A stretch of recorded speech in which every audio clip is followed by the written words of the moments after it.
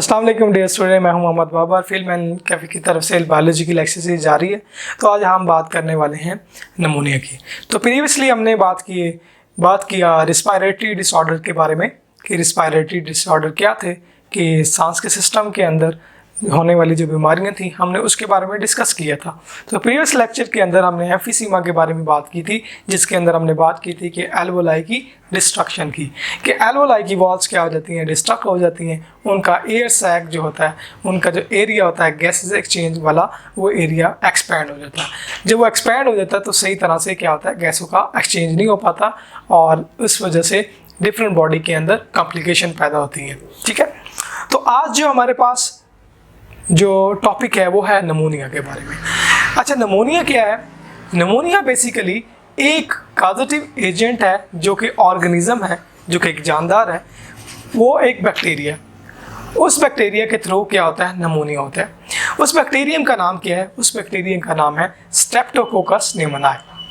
अच्छा, सम viral infection और सम fungal infection भी नमूनिया काज कर सकते हैं। वायरल इन्फेक्शन क्या होता है? बेसिकली वो वायरल इन्फेक्शन जो किसी वायरस की वजह से हो, वो वायरल इन्फेक्शन कहलाता है। और फंगल इन्फेक्शन जो किसी फंगस की किसी भी स्पीशीज़ की वजह से हो, वो क्या कहलाता है, फंगल इन्फेक्शन करवाता है। तो इसी तरह ये तीन माइक्रो ऑर्गेनिज्म की तीन स्पीशीज़ जो है वो क्या कर सकती हैं, नमूनिया को काज कर सकती हैं। तो बेसिकली नमूनिया क्या है? अच्छा, जो नमूनिया जो है वो जिस वजह से होता है वो बैक्टीरियम है।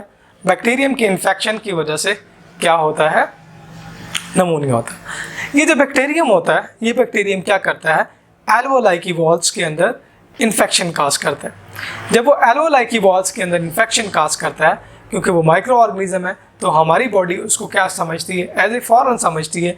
क्योंकि जो भी कोई इन्फेक्शन, ये जब कोई भी बीमारी हमारी बॉडी को अटैक करती है, तो हमारी बॉडी के सेल्स होते हैं, जैसे गार्ड सेल्स होते हैं, जिस तरह के वाइट ब्लड सेल्स हैं, वो क्या करते हैं, इन्फेक्शन वाली साइड पर आते हैं। वो इन्फेक्शन वाली साइड पर आते हैं और उन ऑर्गेनिज्म को, जो वायरस या फिर जो बैक्टीरिया हो या फिर कोई फंगस हो जो कि इन्फेक्शन काज कर रहे हो, उनको क्या कर देते हैं, किल कर देते हैं।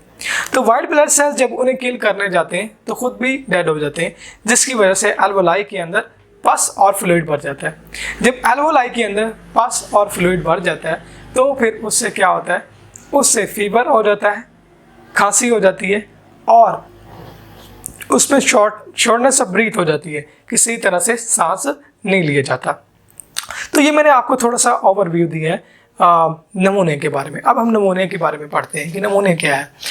Is an infection of lungs, ये लंग्स का इन्फेक्शन है कि लंग्स के अंदर क्या होता है, इन्फेक्शन होता है। अगर ये इन्फेक्शन दोनों लंग्स को हो जाए, बोथ लंग्स को हो जाए, तो उसे हम कहते हैं ये डबल नमूनिया। इसके कॉजेटिव एजेंट कौन से हैं? अभी मैंने आपको बताया कि streptococcus pneumoniae is the name of bacterium. ये क्या है, एक बैक्टीरियम की वजह से होता है। ये बेसिकली बैक्टीरिया की स्पीशीज है। कुछ वायरल और फंगल इन्फेक्शंस भी हैं जो कि नमूनिया काज कर सकते हैं, अभी मैंने आपको बताया।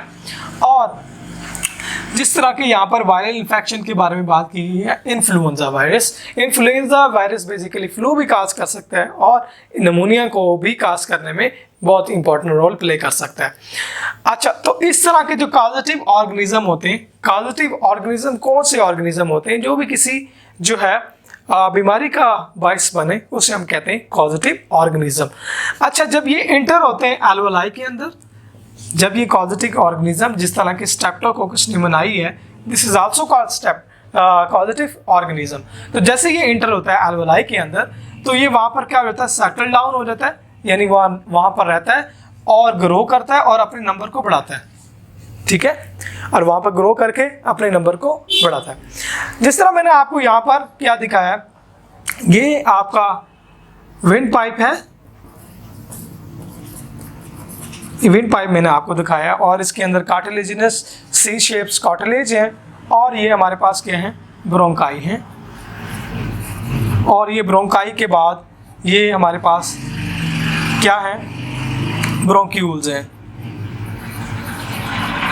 अच्छा, इन ब्रोंक्यूल्स के अंदर फर्दर डिवाइड होकर, ये ब्रोंक्यूल फर्दर डिवाइड होकर क्या बनाती हैं, आगे इनके क्या बनता है, एल्वोलाई की वॉल्स बनती हैं। एल्वोलाई बनती हैं। ब्रोंक्यूल जब फर्दर डिवाइड हो जाती हैं तो क्या बनती हैं, एल्वोलाई बनती हैं। तो सबसे पहले यहाँ पर आप देखेंगे कि ये मैंने एक सेहतमंद एल्वोलाई बनाई है कि ये बिल्कुल ठीक है एल्वोलाई, इसको कोई इन्फेक्शन नहीं है, इसको कोई इन्फेक्शन नहीं है, और इसको क्या है, इन्फेक्शन है।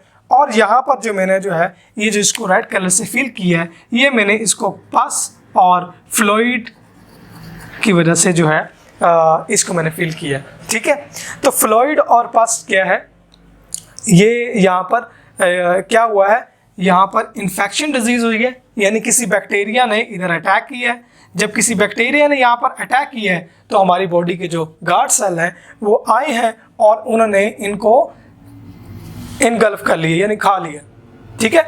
जब हमारी बॉडी के सेल ने इनको खाया है तो उसके नतीजे में ये क्या बन गई है, पस बन गई है।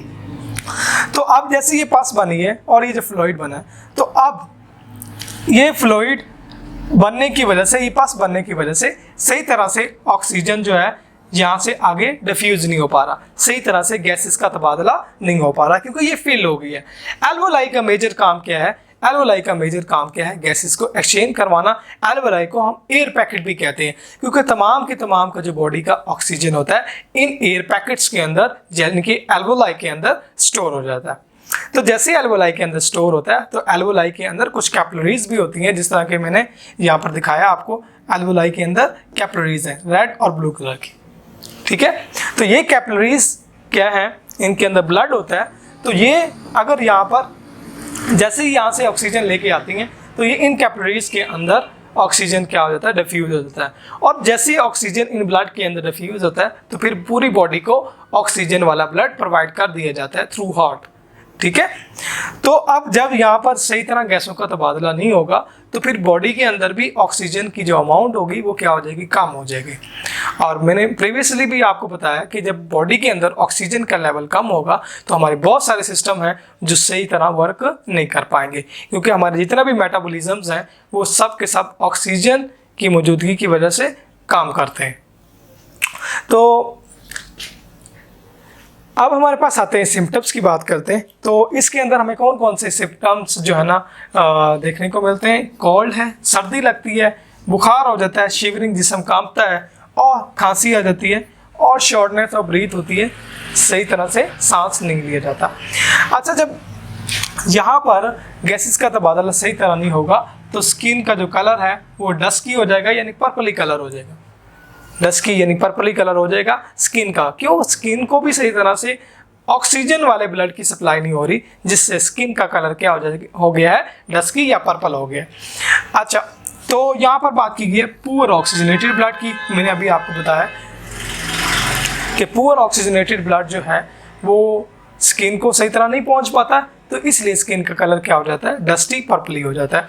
अच्छा, इसके ट्रीटमेंट के लिए हमने क्या यूज़ किया है? ट्रीटमेंट के लिए कुछ एंटीबायोटिक भी मौजूद है और कुछ वैक्सीन भी मौजूद है। किसके लिए? निमोनिया की प्रिवेंटेशन के लिए, ठीक है। तो इनसे हम क्या कर रहे हैं, निमोनिया का इलाज कर रहे हैं। तो ये बीमारी ऐसी नहीं है कि जिसका ट्रीटमेंट ना किया जा सके, ठीक है। तो होपफुली डियर स्टूडेंट आपको ये इसके बारे में समझ आया होगा। मिलते हैं नेक्स्ट लेक्चर में, अब तक के लिए अल्लाह हाफिज़।